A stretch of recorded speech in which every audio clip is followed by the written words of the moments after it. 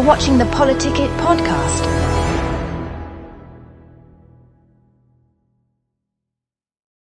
Good evening. Welcome to Politic-It podcast. I'm Senator John Johnson, and today we've got Celeste Maloy with us. It's so nice to have you. Congressional District 2, Congresswoman. Yeah. I've been on twice. Yeah. So if you're willing to have me back. Oh yeah. Well, we love you. So it's great to have you. I mean, there's been a lot going on in Washington. Yeah. And one of the first things I want to talk about a little bit, though, is this big, beautiful bill. That's what everybody wants to talk about right now. Yeah. And I'll just kind of punch this up to begin with. It bothers me to hear the dialogue, because when I hear people talking about it, they say, well, this is a new, tax cut for the rich. Yeah. And I'm thinking, I read the bill. I don't see any new tax cuts in it, right? Can you explain a little bit about why is there that dialogue and what's going on with that? I'd be happy to. The tax cut for billionaires thing has just taken off. I will give Democrats credit on this. They came up with a talking point that works.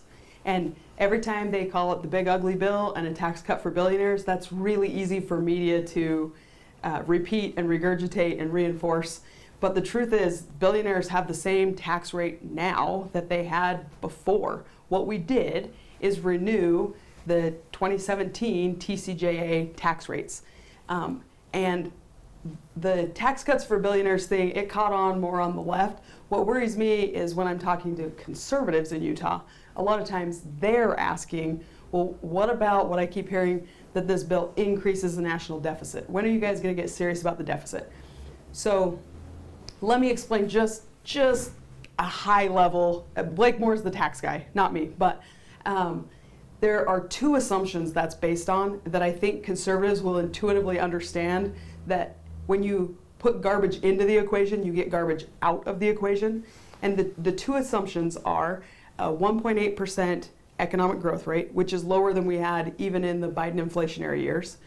And there's an assumption that if we let those tax cuts expire, that we would have $6 trillion in new revenue to the federal government. So the people who are telling you that the one big beautiful bill, the reconciliation package, causes the deficit to grow are basing that on those assumptions. Those assumptions that if the government takes more of your money, that'll help us get out of debt, which we just know isn't true. It never has been. And that if the tax cuts expire and they're making all this money, we have a sluggish economic growth rate. So with a sluggish economy, they also think they're going to get a ton of revenue from taxes. And those two things are not true at the same time. And that's how they're coming up with this answer, that this bill increases the deficit. Well, so when I hear that, when I hear people talking, I think what they're basically saying is our deficit would be lower if we took more of your money. Yes. That's what it comes down to too, right? And they're also saying, like, for a visual, we're in a bus that's careening downhill. And for the last 4 years, we've been stepping on the gas. We just tapped the brake, and they're saying, it's your fault this bus is going downhill. What I tell people is that Republicans right now are slowing that down at the fastest rate we can without killing everyone on the bus. So we have the reconciliation package, the one big beautiful bill. That's tax and revenue. That touches mandatory spending. Well, Elon was a little bit critical of that because he said, we should have had more cuts in it. Can you explain why you couldn't do that in a reconciliation bill? Yeah, reconciliation is not a policy process. It's a tax and revenue process. So we renewed the tax cuts. There are a lot of incentives in there, like for lending on rural businesses, rural land. Small businesses can write off twice as much of their expenses for equipment and other things. Like, we're building in, through tax and revenue, the landscape for a strong economy to make sure small businesses are thriving, families are keeping more of their own money. If we'd have let it expire, if we'd have let the tax cuts expire, the average Utah family of four would have taken a $14,000 a year hit to their family income. So that's one of the things I think people don't really understand, is that these cuts that were continued, okay, the rates were just continued. It wasn't any new tax breaks.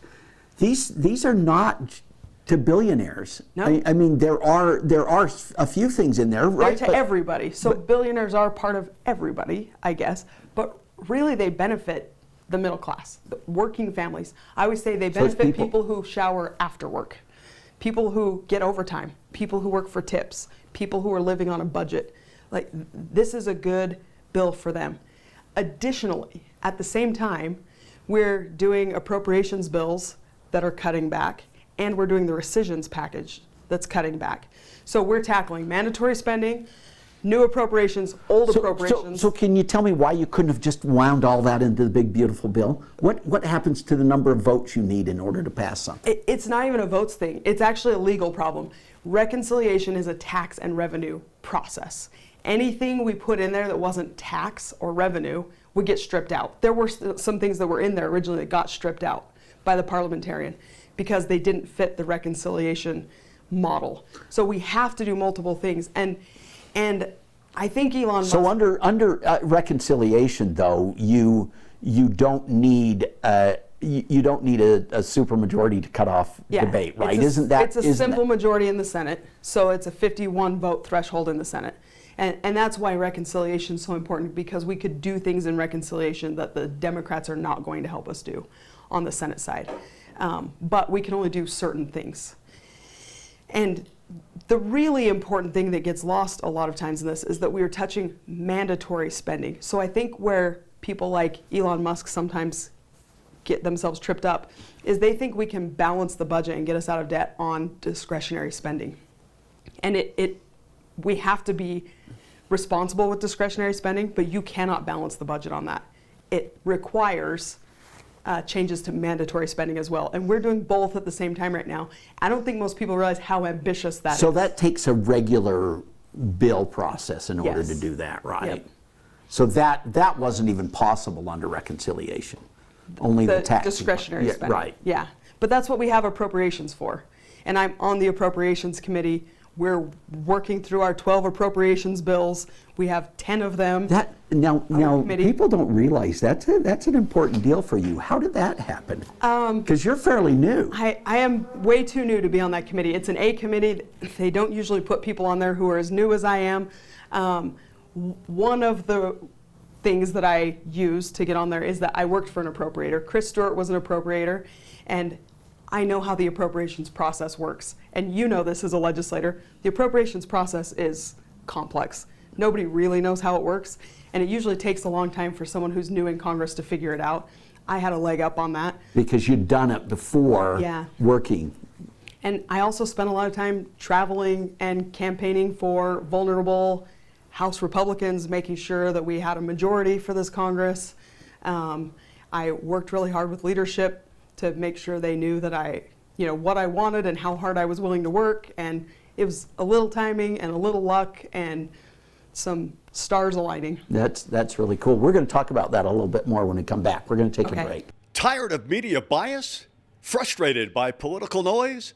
PoliticIt.com cuts through the clutter, giving you real facts, clear analysis, and unbiased insight on the issues that matter most. Stay informed, stay empowered. Whether it's elections, policy changes, or breaking news, we've got you covered. No spin, no agendas, just truth you can trust. Visit PoliticIt.com today, because informed citizens shape the future. PoliticIt.com, where politics meets clarity. Welcome back to Politic-It. We're here with Celeste Maloy. It's so nice to have you. We've been talking about this, your appointment on the Appropriations Committee. Yeah. So, anything else play into that, you think, or what's the important part of getting those assignments? Those decisions are made by the steering committee, and the steering committee is made up of other members of Congress. So I think the most important part of it is the relationships you have with your colleagues. And I haven't been there very long, but I've worked hard to have good relationships. And the Utah House delegation right now as a whole, we're a very young delegation. Burgess Owens and Blake Moore each have 2 Congresses under their belt. I'm in my first full term. I'm a year and a half in, and Mike Kennedy's brand new. But we are in a really strong position as a state. Yeah, Blake's in party leadership, and he's on the Ways and Means Committee. And the Ways and Means Committee, especially when you're doing a reconciliation package, is really powerful. And I'm on Appropriations, which is an A committee. I'm also on Natural Resources, which is really important in Utah. Right. Mike Kennedy's on Natural Resources with me, so we have double coverage there, which is great for Utah. He's on Budget and Science, Space, and Technology. So for a freshman to be on 3 committees, he's already very well respected. He's doing really well. And Burgess is the vice chair of Education and Workforce Committee. Which is a big deal right now Yeah. with what Trump's doing with the Department of Education. It right? is. And the chair, Tim Walberg, is great. He's mostly focused on the workforce part of it. So Burgess Owens is the education guy. And that's great for our state. I mean, we're sitting in the kind of position you would expect a delegation of our size to be in if we had people who had an average of 10 years of experience. And not a single one of us has 10 years of experience. We're barely more than that combined.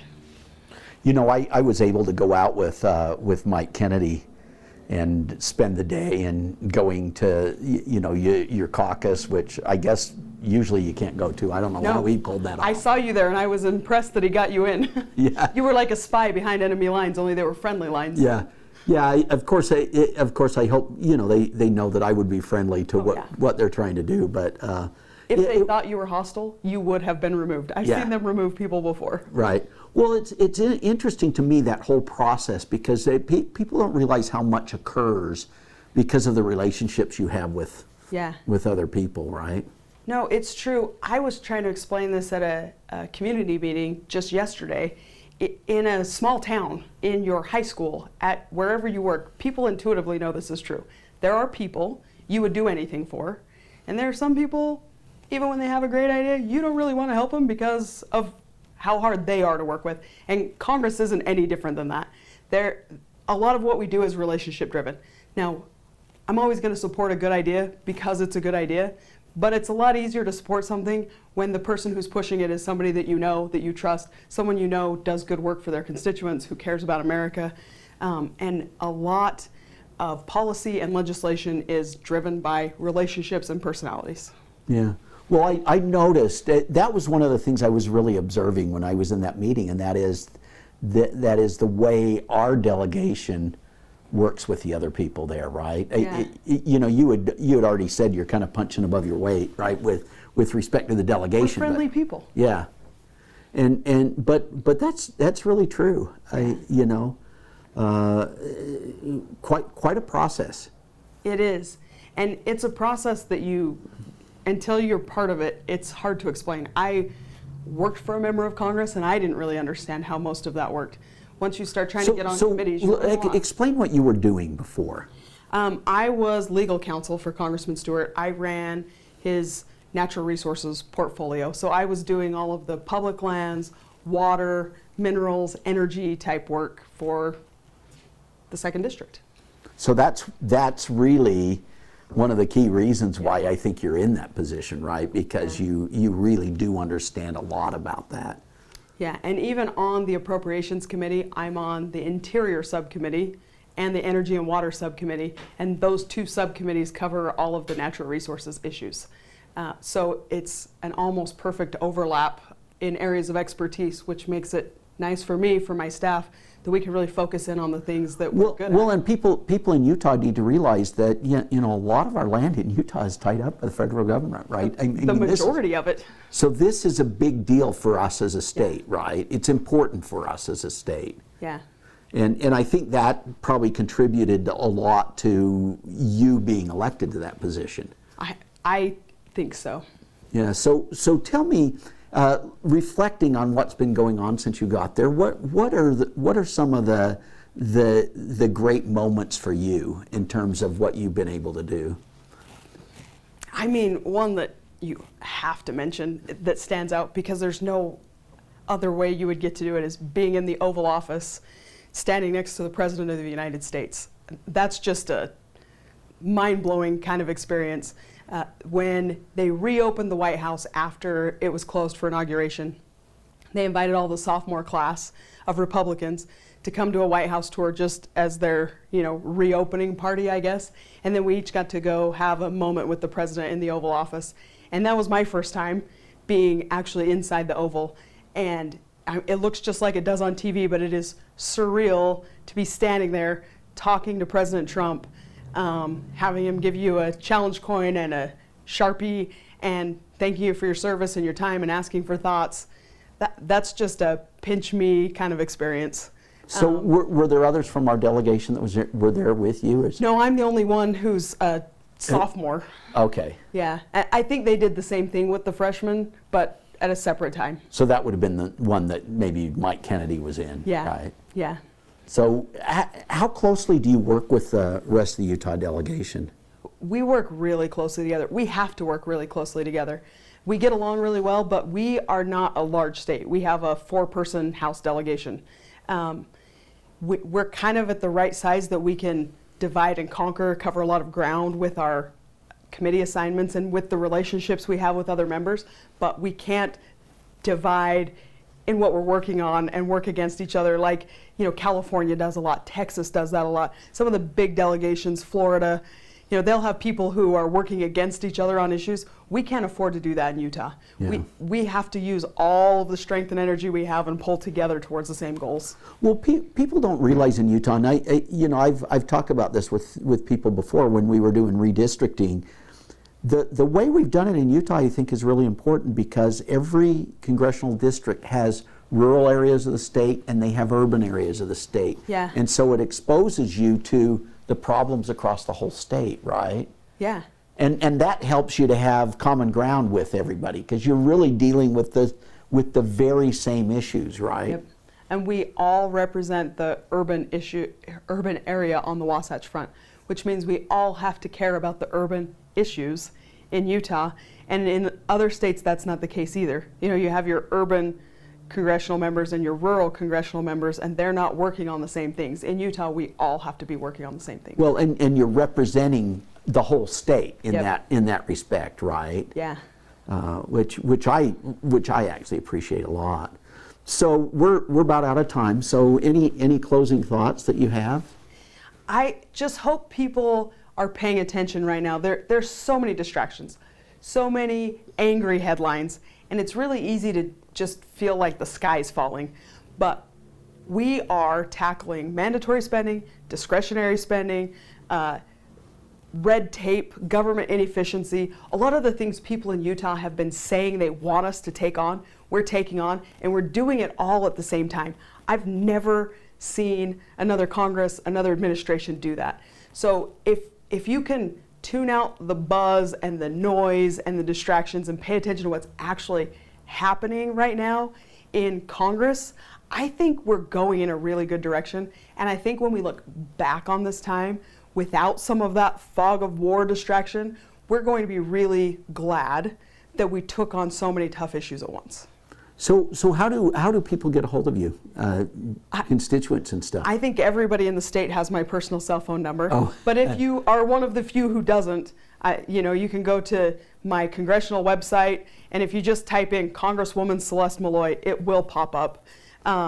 And we have a good record of getting back to people. In fact, I've had multiple people stop me in the last 2 weeks and say, I've sent several letters to your office, and I've really appreciated how quickly you got back to me. So there you have it. Reach out. And if you haven't already, when you go to my website, it'll pop up and say, do you want to put in your email address for us to contact you? Put it in and get the Friday newsletter. I send out a newsletter every week with a video that explains what's happening in Washington, D.C., what I'm doing.